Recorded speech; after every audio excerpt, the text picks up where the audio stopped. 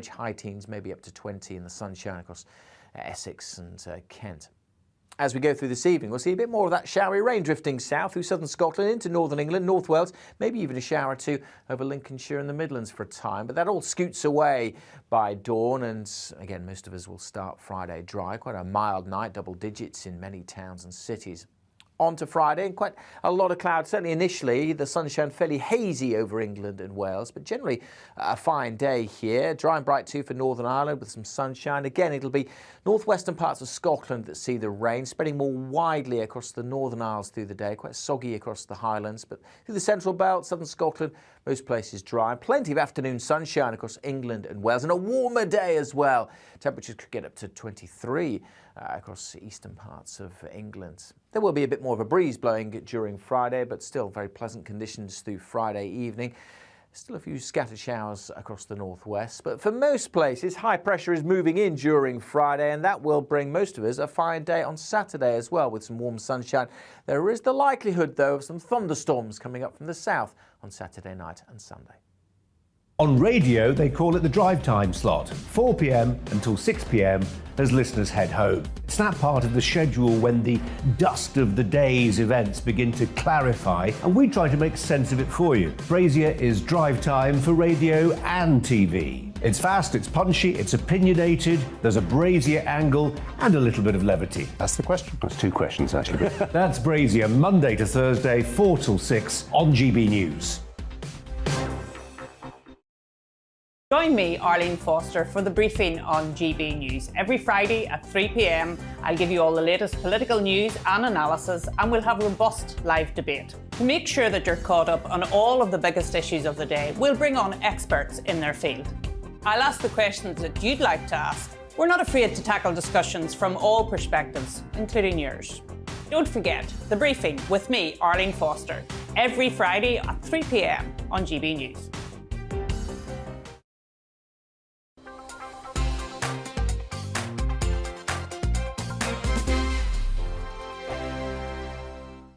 Hello, I'm Michelle Dewberry, and you can join me every weekday 6 till 7 on Jubes and Kerr. Me and my panel will get stuck right into the day's events, and I can tell you, in fact, I can warn you, expect some robust debate, some strong opinions and perspectives from both sides of the fence. It's about you at home as well. I love to read out all of your comments, or at least as many as I can. So join me, Michelle Dewberry, Monday to Friday, 6 till 7 on Jubes and Kerr. On radio, they call it the drive time slot, 4 p.m. until 6 p.m. as listeners head home. It's that part of the schedule when the dust of the day's events begin to clarify, and we try to make sense of it for you. Brazier is drive time for radio and TV. It's fast, it's punchy, it's opinionated, there's a Brazier angle and a little bit of levity. That's the question. That's two questions, actually. That's Brazier, Monday to Thursday, 4 till 6 on GB News. Hello, I'm Patrick Christie's. And I'm Mercy Moroki. Make sure that you join us Monday to Thursday, 10 a.m. until midday, right here on GB News for To The Point. We're not afraid to talk about the topics that matter to you, or the big topics that always matter. We cover absolutely everything, from the breaking political stories of the day to law and order, what's going on in the channel. We're not afraid to hold people to account. We always make sure we include your views on our show. Indeed, if you're thinking it, you can guarantee that we're saying it. So make sure you join the conversation with us, 10 a.m. until midday, Monday to Thursday for To The Point on GB News. I'm Dan Wootton. Join me Monday to Thursday from 9 to 11 for the feistiest and most fun news debate on TV, where free speech reigns. I'll bring you a sharp take on the day's biggest stories, bombshell newsmaker interviews, and A-list guests. And I guarantee you, no spin, no bias, no censorship, and no reason to go to bed. That's Dan Wootton tonight, Monday to Thursdays from 9 on GB News.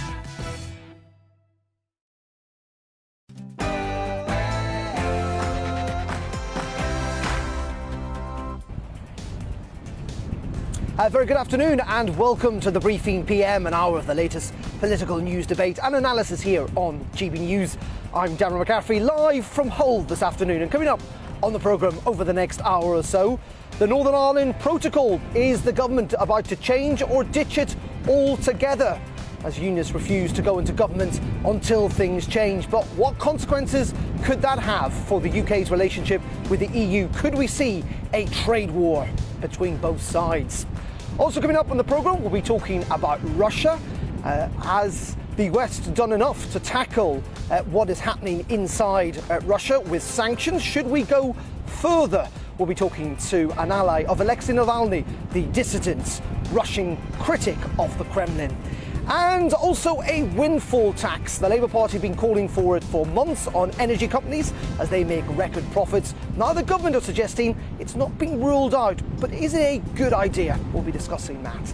Plus we'll be getting the political temperature from Hull, a city that voted to leave the European Union, but also elected a Lib Dem council only last week. We'll have analysis throughout the programme between now and 4 o'clock. As always, do get in touch. You can email me at gbviews@gbnews.uk, particularly if you live in Yorkshire and the Humber, or you can tweet me at gbnews. But first, at the top of the hour, to bring you up to date with all the latest news. Back in London, here's the headlines.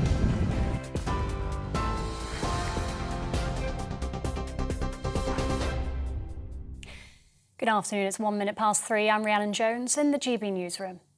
The Prime Minister has confirmed that neither he nor his wife have received a second fine as part of the police investigation into lockdown parties held in Downing Street and Whitehall. It follows an announcement by Scotland Yard that 50 additional fines were being issued. Boris Johnson, with his wife Carrie, and Chancellor Rishi Sunak were hit with fixed penalty notices last month. It brings the total number of fines to more than 100.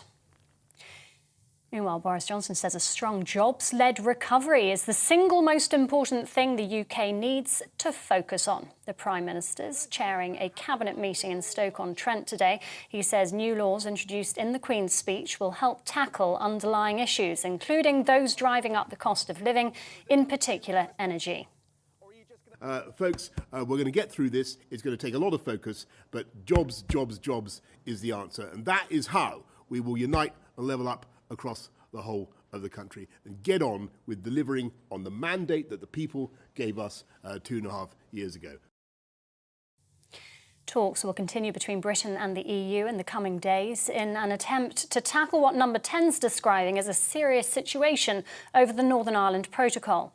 The Foreign Secretary has been holding crunch talks with the European Commission over the post-Brexit agreement today. Liz Truss is warning the EU if it doesn't show flexibility over the protocol, the UK will have no choice but to act alone. Russia's foreign ministry is warning it'll be forced to retaliate with military steps if Finland joins NATO. After decades of neutrality, the Finnish Prime Minister and its President said the nation must apply for membership without delay. Sweden's also likely to follow suit. It's after the two countries signed security pacts with the UK. Moscow claims NATO's continuing its expansion to threaten Russia. Finnish Foreign Minister Pekka Haavisto says membership would strengthen security. Russia's invasion of Ukraine has altered the European and Finnish security environment. However, Finland is not facing an immediate military threat. Should Finland decide to apply, the accession of Finland would strengthen the security and stability of the Baltic Sea region and Northern Europe. Finland is a regional security provider and would further strengthen NATO as a future ally. To Ukraine, the United Nations Human Rights Chief says over 1,000 bodies of dead civilians have been recovered in the Kiev region alone, whilst the death toll in Mariupol is in the thousands. That as there's been a massive explosion at the Azovstal steelworks in the besieged port city. Officials say Russia's pressing on with an assault on the plant. It's believed at least 100 civilians and wounded fighters are still sheltering there. And now we have some breaking news on Maddie Thomas, the 15-year-old girl who went missing in Bristol. Let's cross over to GB News Home Affairs and Security Editor Mark White. Mark, what more can you tell us? Well, some positive news being reported by Avon and Somerset Police this afternoon. Confirmation that the 15-year-old has been found. She was found at lunchtime at an address in Bristol. 3 men who were in that address were told have been arrested on suspicion of child abduction. They've been taken to a police station in Bristol for questioning. It's more than 2 weeks now since this teenager went missing. Initially, it was being treated as a missing persons inquiry. Then yesterday, of course, the dramatic news from Avon and Somerset Police that this was being treated as a child abduction, that this 15-year-old girl was believed to be in the hands of a man. Now, of course, confirming that 3 men at an address in Bristol are in police custody, and that Maddie Thomas herself is being cared for by the authorities. Her foster parents and her family have been informed. Mark, thank you. Mark White there, our Home and Security Editor. MPs warn that passport office chaos is leaving people waiting on the phone for up to 9 hours. The Home Office is facing calls to say when the backlog of applications will be cleared. It's also being urged to compensate those that have had to wait up to 10 weeks or more for theirs to be sorted. Responding to an urgent question in the House of Commons earlier, the Home Office Minister insisted the vast majority of applications are processed well within the time frame. This is GB News. We'll bring you more as it happens now, though. It's back to the briefing with Darren.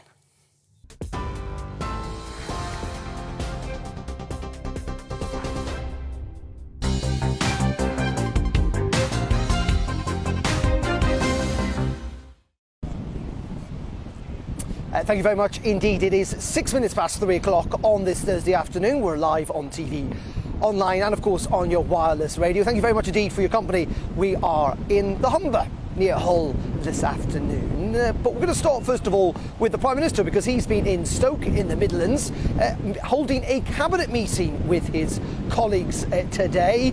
Questions of course about those fines that you've just heard about. Well, thank you very much, everybody. Given out to people inside. Here in Stoke.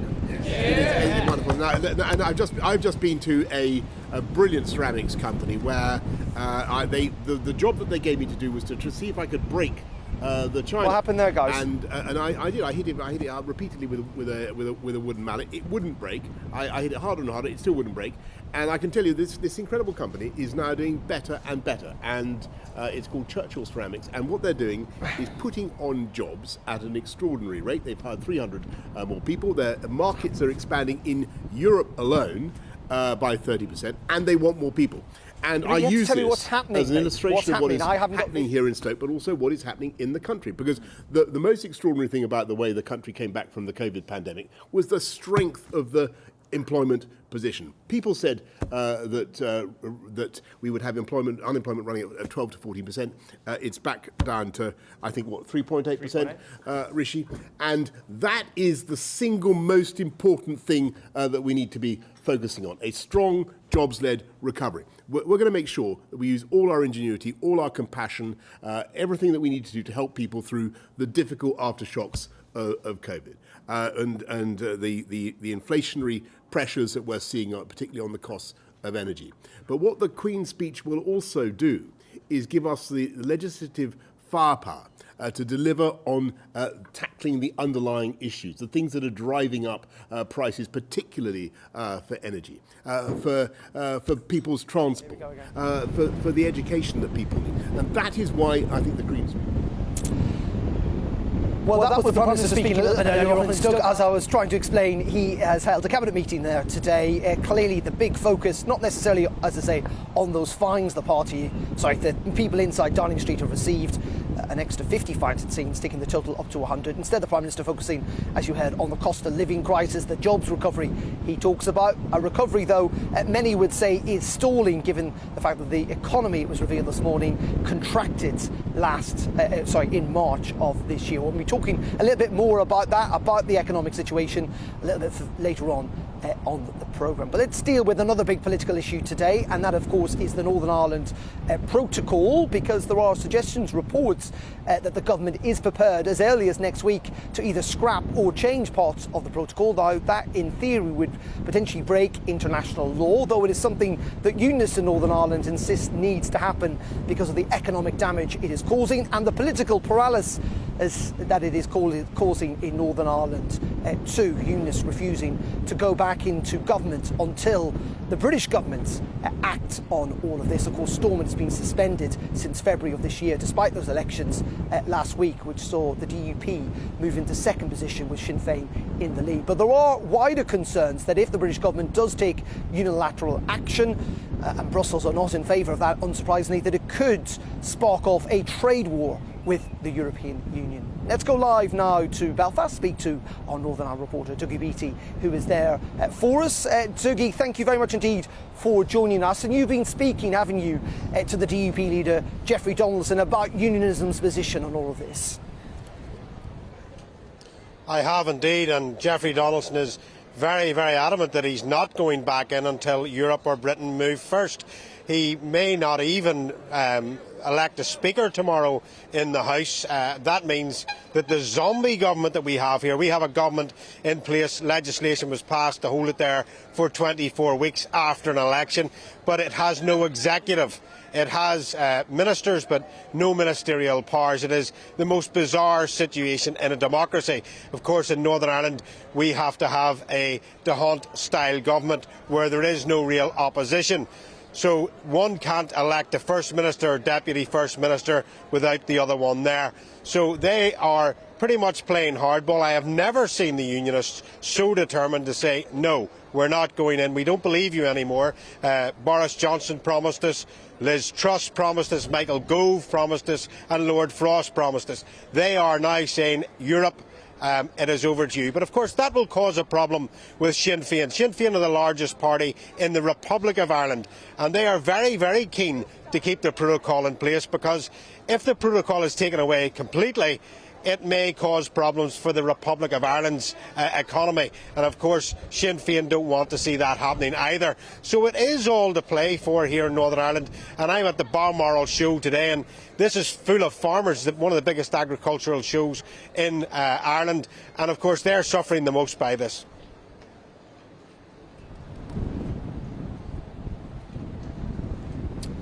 And Dougie, as you say, this is all has bigger ramifications, doesn't it, for the rest of the UK and indeed the European Union.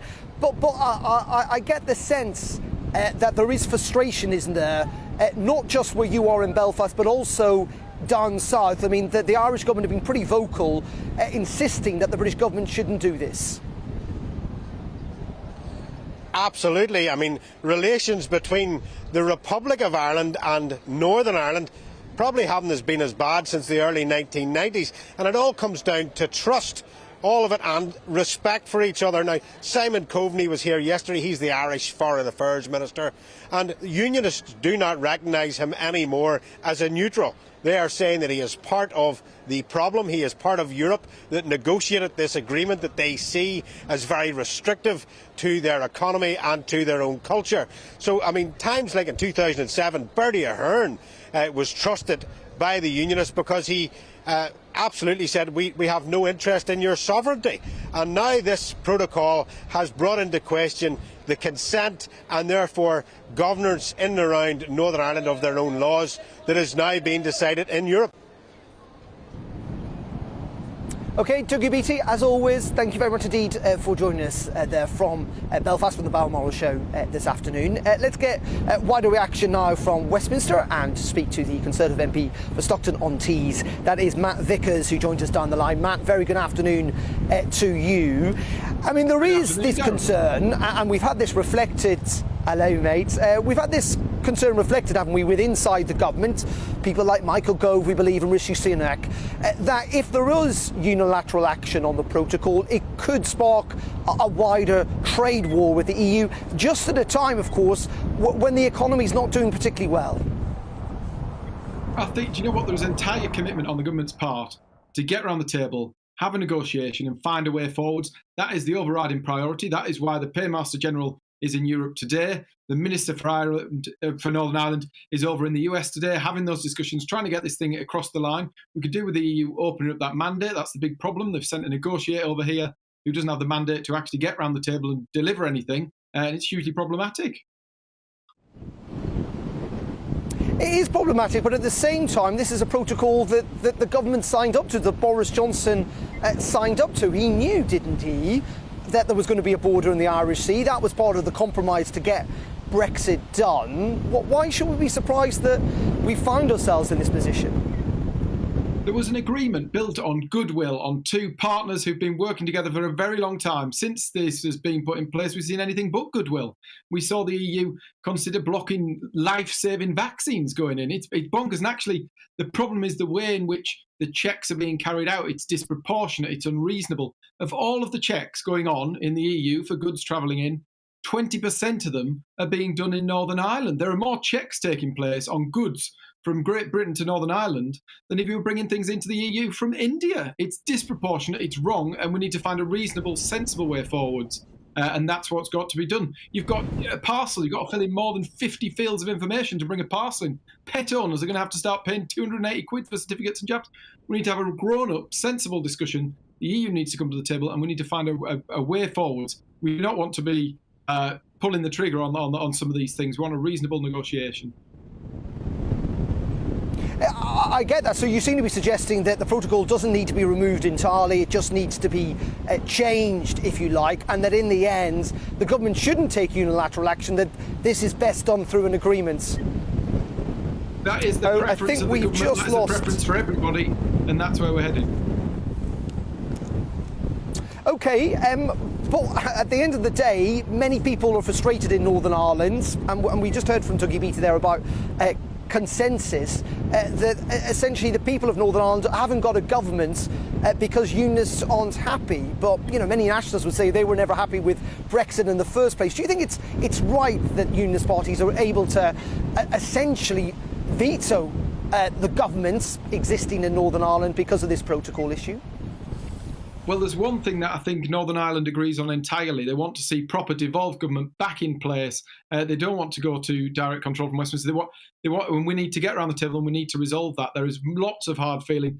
But the one thing that cannot happen is we cannot go back to the good old days and the bad days that happened before the Good Friday Agreement. We need to get in place, have that negotiation and find a way forward that suits both parties. It's not beyond it's not impossible to do that.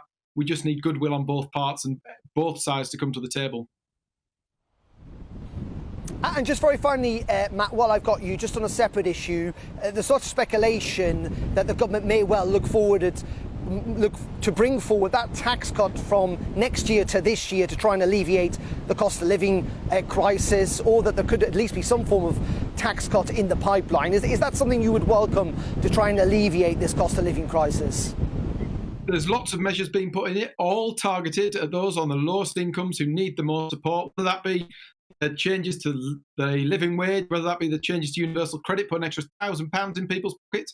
I'm glad that the government is constantly looking at this issue and looking what more can be done. The reality is we need to get on and support people who are facing terrible, terrible price rises in all sorts of manners. Okay, and just very, very finally, on this issue of the fines that we've seen today, over 100, I think the Met have now said in total, around Partygate to people working in and around Downing Street. I mean, it's clear that, the Prime Minister wasn't steering a good ship, was he, during the pandemic, in terms of, multiple times and multiple people breaking the rules of the country, the laws of the land. I think, you know what, with all of this, it needs to be the law needs to be applied equally in all places across the country by all forces on anyone who may or may not have broke them. That's entirely what the public would expect to see. OK, Matt Vickers, as always, thank you very much indeed for joining us here on GB News. Appreciate that this afternoon. Do get in touch, by the way, particularly if you feel strongly on the Northern Ireland Protocol or indeed on the cost of living crisis. Should the government be looking at tax cuts, do email me gbviews@gbnews.uk or tweet me @gbnews. As you can see, we are in Humber this afternoon. We'll be talking about politics here. Fascinating that a seat that voted to leave the European Union has just elected a Lib Dem council. What is going on? We'll be speaking to Anna Riley, our reporter in the region, next. But before all that, and the sun is starting to peek behind the clouds in this part of the country. What's the weather like? Let's go over to the Met Office down in Exeter for the very latest. Good afternoon, Alex Deacon here with your latest weather update. Tomorrow promises hazy sunshine for the vast majority, a warmer day as well, but it won't be completely dry everywhere. There will be some patchy rain across northern Scotland thanks to a set of weather fronts that are just draping their way southwards. Now they've already brought some rain through the day today and it'll continue to track southwards across Scotland and Northern Ireland this evening. So a little bit of rain in places, maybe even a few showers cropping up through the evening over northern England and as far south as North Wales, possibly even the Midlands. But it all tends to scoot away, and across the south it generally does stay dry overnight. Temperatures holding up as well. Reasonably warm night compared to recent nights, double digits in most urban areas. On to the details then for Friday, and another set of weather fronts will bring more rain to the northwest. Quite a wet day over the northern parts of the Highlands and pushing up across the Northern Isles. But through the central belt of Scotland, largely dry, fine day for Northern Ireland, certainly for most of England and Wales. A cracking day, if you like, sunshine. May start a little hazy, but plenty of blue sky by the afternoon. A bit more of a breeze blowing. It will be quite windy in northern Scotland as well. Quite a cool feel here, but elsewhere, a warmer day, more widely up into the high teens or the low 20s. 23 is possible across the southeast. Heading out on Friday evening, again, most places staying dry and fine. Just maybe one or two showers continuing over northwest Scotland. And they'll still maybe be around first thing on Saturday. It'll be a colder start. Temperatures well down into single figures on Saturday morning. But then a lovely day, again, if you like blue sky and sunshine. A cracking day, in fact, with temperatures up into the high teens, low 20s more widely in parts of eastern England, 23, 24 degrees Celsius. Notice, however, cloud will be increasing across southern England with the threat of some thundery showers coming up from France and affecting the Channel Islands. And they don't stop there. They're likely to drift north on Saturday night. Hit and miss, but bringing some heavy showers across England and Wales on Sunday.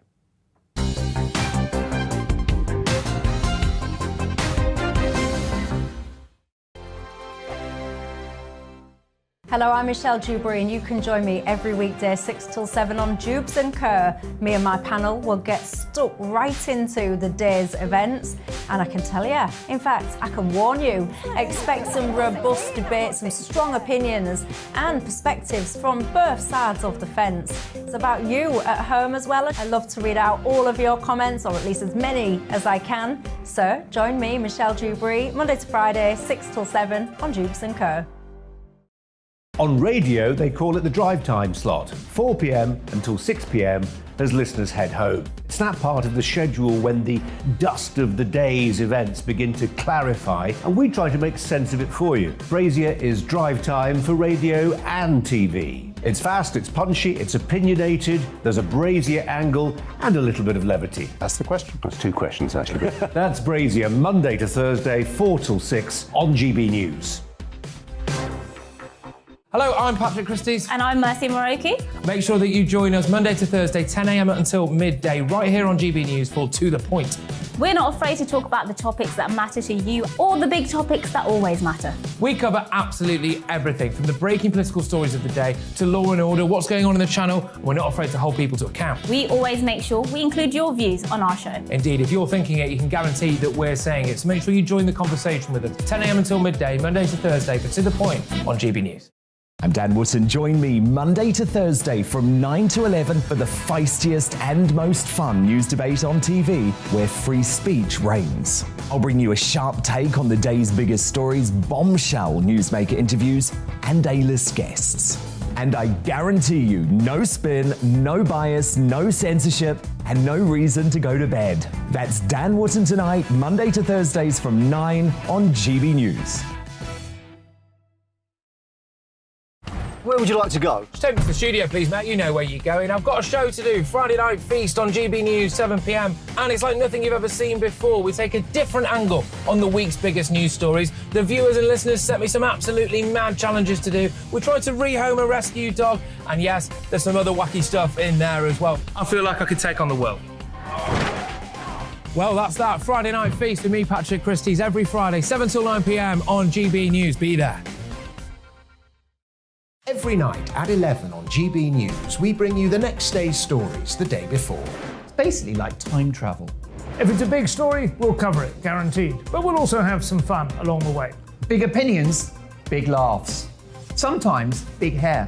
This is Headliners, the paper review show that won't send you to sleep like the others will. 11 p.m, 7 nights a week. Join us.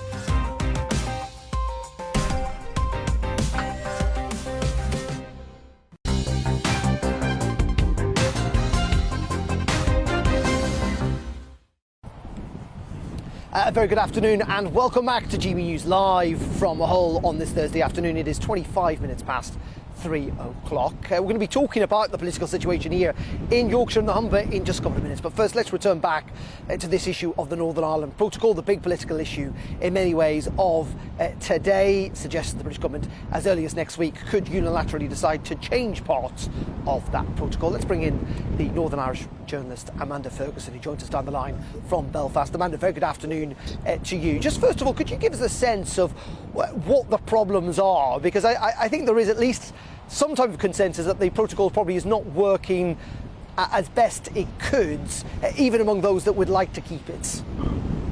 Well, certainly all of the political parties acknowledge that the protocol needs to be finessed, but there does seem to be a good bit of disinformation and misinformation that's floating around.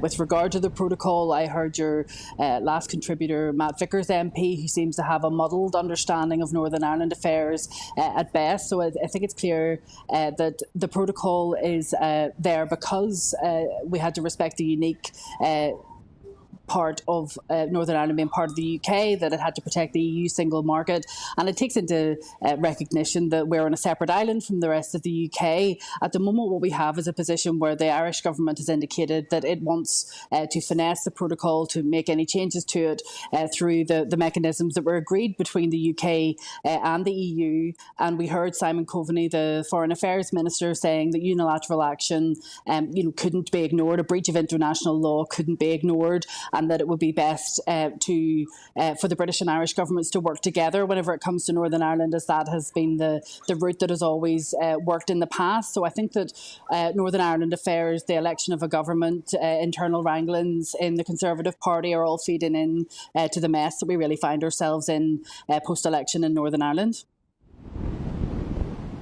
In saying that, there are mechanisms or articles or clauses inside the protocol that allow the UK government to do this if there is serious economic, societal or environmental difficulties, from what I understand. And frankly, when you look at it, we know tensions have been stoked up by this protocol. We know that there's not a consensus across the board. Unionism, all of unionism seems opposed to it. So frankly, the UK government would be acting in many ways within the protocol if they decided to take some action. Well, all roads will lead back to the negotiating table, and I think that the extent of what I've heard described civil unrest and widespread opposition to the protocol, and I think that's being over-egged to an extent. Certainly, it's despised by political leaders, by some prominent unionist spokespeople in the media. But there is also the flip side of the protocol, in that there are businesses who are indicating that having dual market access makes Northern Ireland the jewel in the UK's crown, as such that it can benefit from having access to both the internal UK market and the EU market. Certainly, the fact that it causes such a problem for unionism is something that should be of concern to everyone. But the idea that this is going to be resolved by one party acting unilaterally, I think, is a little naive, and perhaps raises suspicion in Northern Ireland that we're feeding into a bigger power play and a bigger issue than is actually on the table for Northern Ireland. We know that we've had an election, that we've elected 90 MLAs, and that we need to get government back. At the moment, only the DUP and the hardline TUV, which is one member, are indicating they don't want to restore devolved government in Northern Ireland until there's action on the protocol. But a smaller unionist party, such as the Ulster Unionist Party, is indicating that there are two separate issues. They don't like the protocol either, but they also want to be able to deliver devolved government for the people of Northern Ireland while we're in the middle of a cost of living crisis, while our health service waiting lists are spiralling. So certainly post-Brexit, the public discourse has been polluted a little bit by these activities, but people should always remember that no matter what you hear from politicians or people who take a particular position, that the only way that the constitutional position of Northern Ireland changes is if people vote for it. So trading arrangements don't make anyone in Northern Ireland any less British than they were yesterday, just as living as part of Northern Ireland, as part of the UK, doesn't make anybody who's Irish any less Irish. Okay.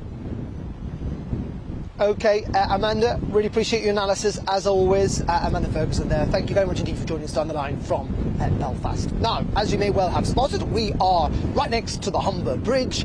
Just a couple of miles that way is the city of Hull. And last week, despite the city voting to leave the European Union, elected a Lib Dem council. So what is going on? Delighted to say I'm joined here by the River Humber, Anna Riley, our star reporter in Yorkshire now. But thank you very much indeed for joining us, Anna. What is going on?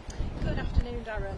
Well, I think after speaking to people, there was quite a low turnout locally. There was 23.5% people that came out to vote. But for those that did, on a national scale, it was a protest in some ways against the Labour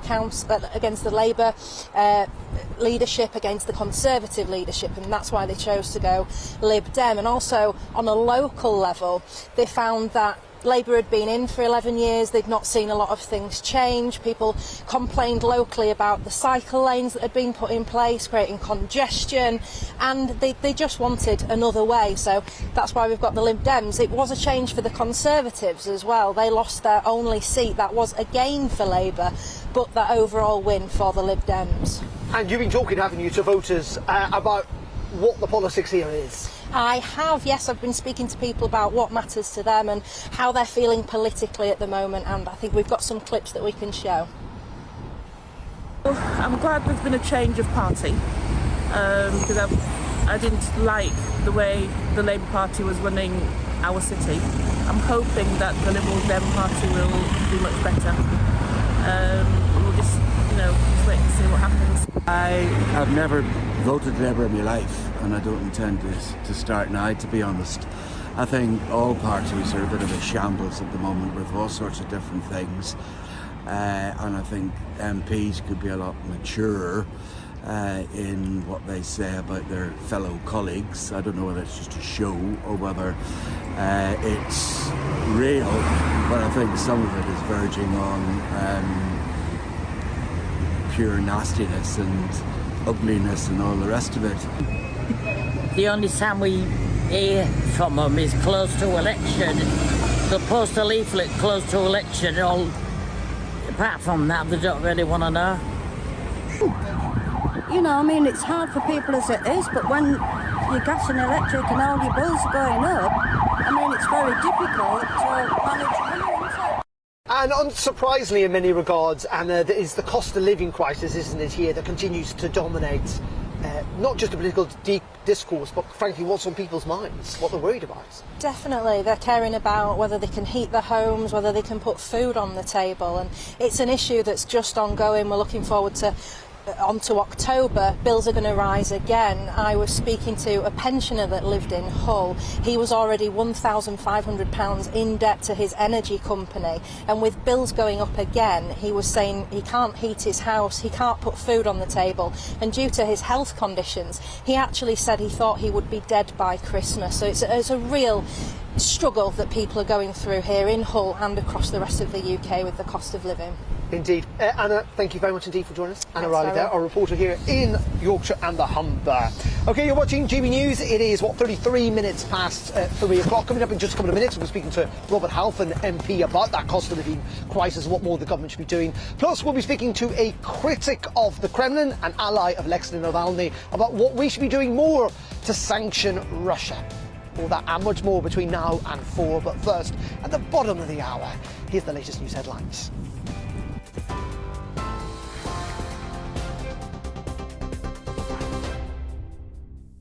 Darren, thank you. It's 3:33. I'm Rhiannon Jones in the GB newsroom.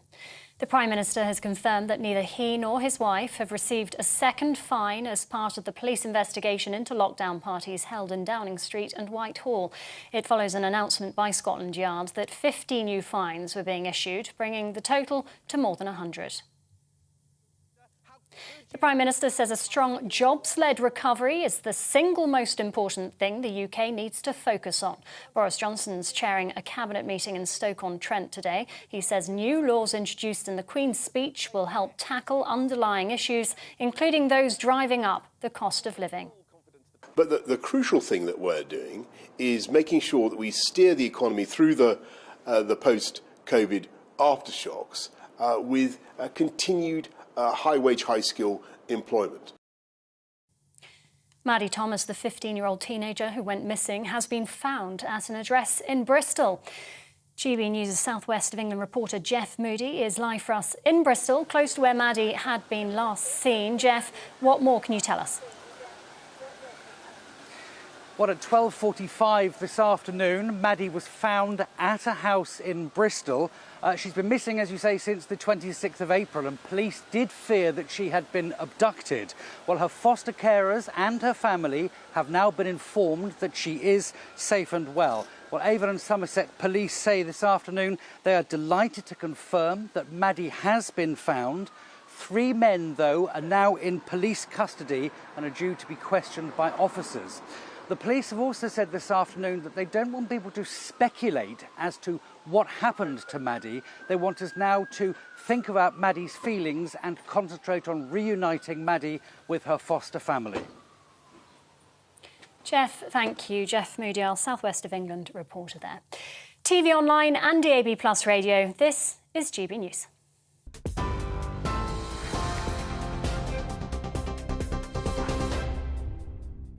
Direct Bullion sponsors the Finance Report on GB News for gold and silver investment.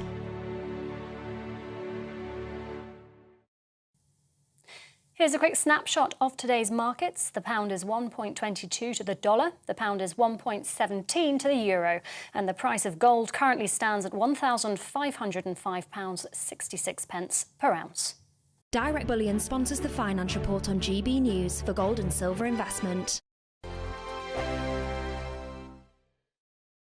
Hello, I'm Michelle Dewberry, and you can join me every weekday 6 till 7 on Jubes and Kerr. Me and my panel will get stuck right into the day's events, and I can tell you, in fact, I can warn you, expect some robust debates, some strong opinions and perspectives from both sides of the fence. It's about you at home as well. I love to read out all of your comments, or at least as many as I can. So join me, Michelle Dewberry, Monday to Friday, 6 till 7 on Jubes and Kerr.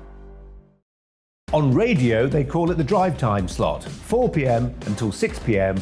as listeners head home. It's that part of the schedule when the dust of the day's events begin to clarify, and we try to make sense of it for you. Brazier is drive time for radio and TV. It's fast, it's punchy, it's opinionated, there's a Brazier angle and a little bit of levity. That's the question. That's 2 questions, actually. That's Brazier, Monday to Thursday, 4 till 6 on GB News. Hello, I'm Patrick Christie's. And I'm Mercy Moroki. Make sure that you join us Monday to Thursday, 10 a.m. until midday, right here on GB News for To The Point.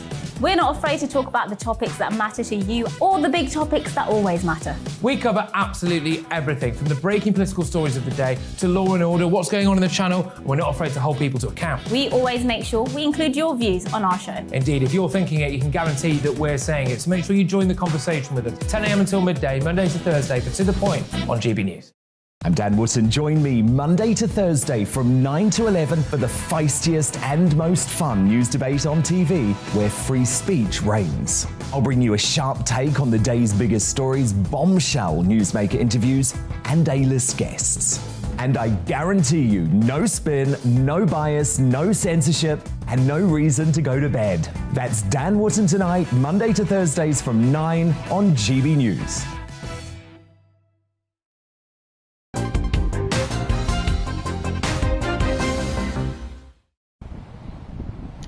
Very good afternoon. Welcome back to GB News. It is 38 minutes past 3 o'clock, 22 minutes to the top of the hour. You're watching and listening to GB News on TV, online and on your DAB digital radio. We're live here in Hull this afternoon. A reminder that Nigel Farage will be presenting his programme from Hull a little later on from 7 p.m. Do not miss that. But let's turn to the war with Ukraine now and Russia's situation there, because today, of course, Finland has announced that it is going to join NATO, put in a formal application saying that it wants to join the NATO Defence Alliance without a delay. They say that that invasion, the Russian invasion, was a turning point for them, and that public opinion is now behind Finland joining NATO. Of course, that would mean that Russia would then have an extra 800-mile border with a NATO country in the form of Russia.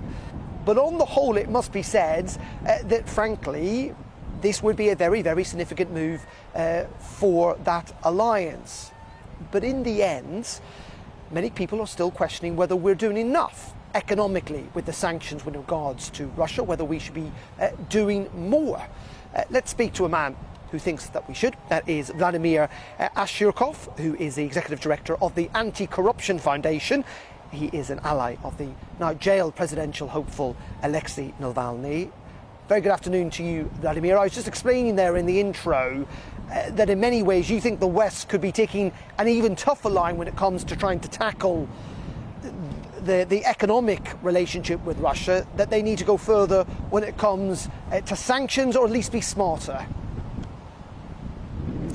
Thank you for having me.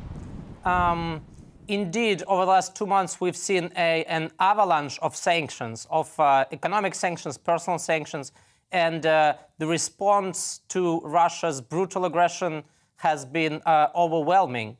It's difficult to say what else can Britain and other Western countries do to stop Putin. There is no silver bullet that would put an end to war or make sure that Russia changes its ways.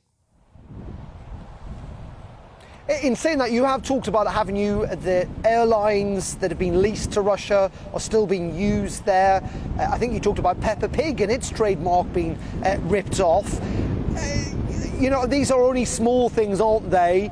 But in the end, has the West got the ability to try and go a little further? One aspect that is often outlooked is the area of law. For years, people have been speaking about Russia having no rule of law, and it's very important because English courts are a place where billions of dollars of litigation is taking place related to Russia parties. And Russian state-controlled companies, they use different things to prevail in UK courts. They use coercion to extract testimonies. There are many things that Russia can do. And one of the principles of legal profession is that has to be equality of arms. The example with Peppa Pig, there was a trademark case brought to a Russian court where the Russian court just said, Britain is a hostile country, we will not honor the copyright of the British copyright holder. So I think the legal profession in the UK has to look very closely at cases that are tried in UK courts and take a look at how Russia behaves in these cases. And Vladimir, in your opinion, has the UK government gone far enough? Is it going far enough in terms of trying to prevent Russian money from flowing through London, and also in taking on some of those law and accounting firms that may be using back channels to still do business with Russia? Indeed, London has been a haven for dirty money coming out of Russia. And there may be many countries that are sources of corruption, but Russia really uses its influence to undermine the Western system. And British politicians for years have been just paying lip service to this issue.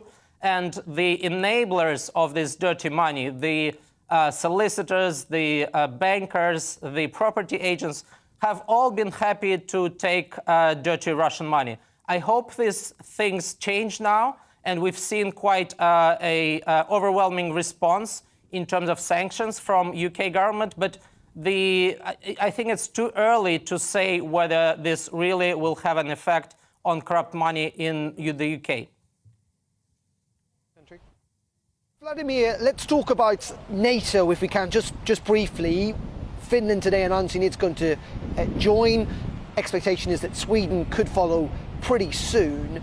What's the view inside Russia? How much of a blow would that be to Vladimir Putin, that in many ways this war has actually sparked the expansion of NATO? Putin's concept that NATO presents a threat to Russia really doesn't stand to any kind of scrutiny. NATO is a defensive alliance. If somebody understands how decision-making process within NATO works, that it's based on consensus, that it has to be a unanimous decision people would understand that NATO would never be able to adopt a offensive stance against Russia, to attack Russia. So I think Putin just uses the issue of expansion of NATO, and he will use now the issue of Finland and Sweden coming to NATO as a pretext for his aggression abroad.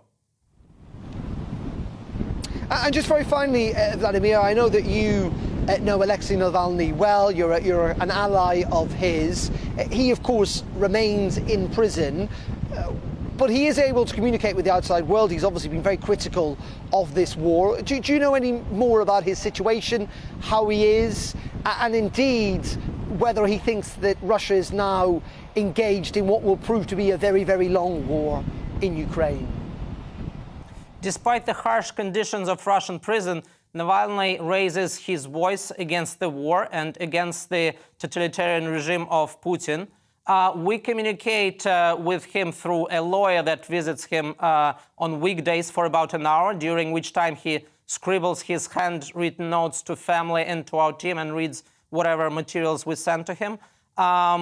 We don't know whether this war will last for long, but one thing is for sure, even if there is a cessation of hostilities, if Putin remains in power, then we will see another bout of aggression in 2 or 3 years. Probably he will be more prepared. So the only way to ensure security of Europe and the world is to get rid of this brutal regime. Really, really interesting stuff. Thank you very much indeed. That's Vladimir Ashrakov, who is the Executive Director of the Anti-Corruption Foundation, joining us down the line there from London. Thank you, Vladimir, for joining us. Lots of you will be getting in touch, by the way, this afternoon. GBViews at gbnews.uk.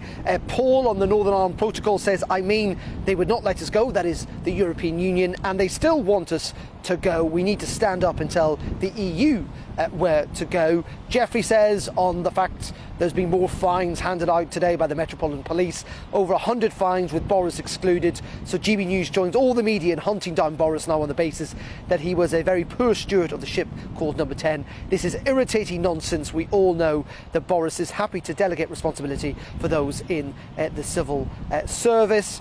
And John says, Darren, how can British taxpayers be struggling with the cost of living crisis when they're putting 75,000 migrants up in 4-star hotels on full board, yet we leave our own people to starve? What sort of country are we when we put everyone before our own? It's utter madness. GBViews at gbnews.uk. We'll get to a couple more before the end of the programme, but let's turn to that cost of living crisis and indeed to the politics here in the north of England. Let's talk to Henry Murison. He is Director of the Northern Powerhouse Group and joins us down the line from Bradford this afternoon. Henry, thank you as always for joining us here on GB News. Just first of all, we heard from Michael Gove a little earlier on this week, didn't we, saying that actually the big spike in inflation is going to have a big knock-on effect on trying to level up the country, in the simple fact that the money that's been set aside won't go nearly as far as it would have done 6 months ago, a year ago. Yes, Michael did make that point on Panorama on Monday night, didn't he? And I think what he was getting at was that the kind of challenge of the crisis we're having around the value of government intervention puts even more pressure on the private pound, right? So where you are in Hull on the banks of the River Humber, we've seen private investment by Siemens Gamesa, the new blade factory, expanding their capacity to what they were doing before. On the other bank, down in Lincolnshire, in Grimsby, you've got Ørsted, for example, who are a major operator of the wind farms out in the North Sea, bringing skilled and really good jobs to Grimsby. And by sort of admitting the kind of, I suppose, the government pound doesn't go that far. That's true anyway, even without inflation. We've also seen the money given to places like where you are on the Humber through the Shared Prosperity Fund slashed compared to what was promised in the 2019 Conservative Manifesto. So purchasing power is definitely going down. The funding for levelling up compared to what was available under the Cameron and May years before levelling up was kind of invented is also going down. And what we can only really rely on, I think, is that when you leverage private investment, you will get more impact. So I think Darren nowhere better demonstrates that. And if it wasn't for the the terrible trains. I'd be with you myself on the banks of the river. I'm not that far away. It'd take me a while to get there. But it's exactly the right place to be, because what you can see on the Humber happening now is genuine levelling up. And that's when you start to see private capital coming into places that have historically not benefited from it. Your fellow presenter, Michelle Dewberry, obviously knows that part of the world very well. She's very articulately made the point for a number of years, both in her current job and in her previous roles in the media and in public life, that actually we need to think about the economy of places like the one you're in, because if you can bring more prosperity to Hull, bring more prosperity to towns on the South Bank like Scunthorpe and Grimsby, bring prosperity back to places like Goole that are booming with the new train factory being built there, building trains for transport for London, you can start to put money in the pockets of people in those communities. And it is only by getting people into high-wage, high-paid jobs that we can genuinely transform the north of England. Public money, however much of it there actually was, is never going to do it on its own. OK, Henry, we're a little short of time, unfortunately, but you, as always, very succinctly got your point across. Thank you very much indeed for joining us, Henry Morrison, there down the line from Bradford. Thank you very much. Let's bring in Robert Halfon, Conservative MP, Chair of the Education Select Committee, who joins us down the line from Westminster to carry on this discussion about the cost of living crisis, about what the government should be doing. And Robert, a very good afternoon to you. You essentially now agree with this idea of a windfall tax on the energy companies as an attempt to try and mitigate some of those rising energy costs. Well, if you take a constituent I was speaking to the other day, I belong to Harlow. I'm the MP for Harlow. And a lady who works in a cafe, she said she's working 7 days a week now because she can't afford to pay her energy bills. So that's impacting not just on her finances, but also on her quality of life and being able to see her family. And that is wrong. And that's happening to millions of people across the country. And I do think radical action is needed. I welcome the £150 council tax rebate, the 5p cut in fuel duty, the rise in the living wage, and the cut in national insurance tax for the lower paid that the government have already done. But we need to do a lot more. And a windfall tax would raise many billions of pounds. Margaret Thatcher did it. It's not an unconservative thing to do. I'd like to see that money given back to the consumer or the public, either in the form of energy rebates or cutting taxes still further. Well, why, Robert, has the government been kind of somewhat behind the curve in all of this? You know, there is a sense, I think now a consensus even within the government, that they do need to do more, but that was obvious months ago, wasn't it? And people are suffering today. I think the government have done a lot. They've spent over £20 billion trying to help with the cost of living, but it's still incredibly hard for people. My beef with the oil companies, I've been arguing this for some months now, is that they've made profits of £40 billion. You've got one oil boss who's got a £74 million annual salary, plus a £4.5 million bonus. So they are raking it in. And they're the new oligarchs, in my view. They don't just rip off the customer with energy bills. They also rip off customers or motorists at the pump, because when the international oil price falls, they take ages to feed it through at the petrol and diesel pumps. And that is wrong. And I think a windfall tax, as I say, would raise billions of pounds. I think the government do need to take radical action. Desperate times call for desperate measures. We're in a very difficult situation. It's not the only thing the government could do. They could get rid of the green levies that account for 25% of our electricity bills as well. They could also perhaps use some of the $4 billion that they've saved by cutting overseas aid to use to cut the cost of living for the lower paid. But isn't, Robert, the concern here, certainly from within the Treasury, maybe the Bank of England too, is that with all this extra money potentially for everyone, which will help alleviate in the short term, that the risk is you make things worse, that the reason that inflation could go even higher is that we essentially drive it up ourselves, and that the government frankly need to be honest with the public that if we want to bring inflation down, it means pain.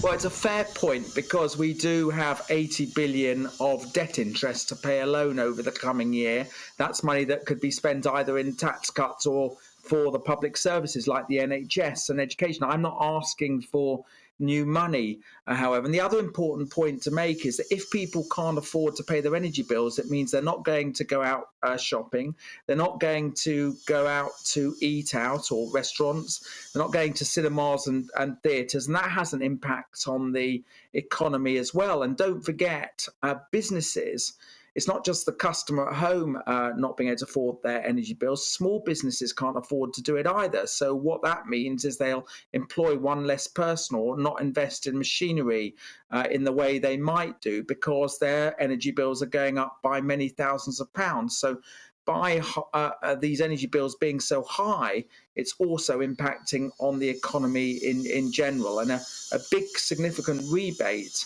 on top of the stuff the government have done already would help the economy as well.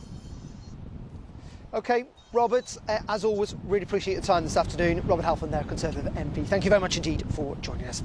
OK, that is it from me live here in Hull this afternoon. I'll be joining Nigel Farage, who's also broadcasting from the city at 7 p.m. tonight. I'm back, of course, at 3 on Monday with the programme. Arlene Foster is here tomorrow afternoon from the studio in London. Colin Brazier up next. But first, here's the all-important weather forecast. And frankly, it's looking pretty good.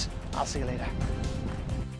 Good afternoon, Alex Deacon here with your latest weather update. Tomorrow promises hazy sunshine for the vast majority, a warmer day as well, but it won't be completely dry everywhere.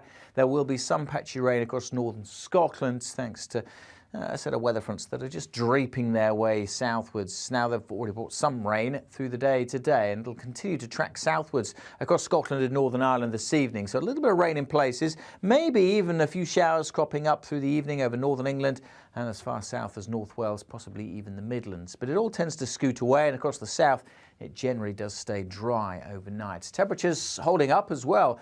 Reasonably warm night compared to recent nights, double digits in most urban areas.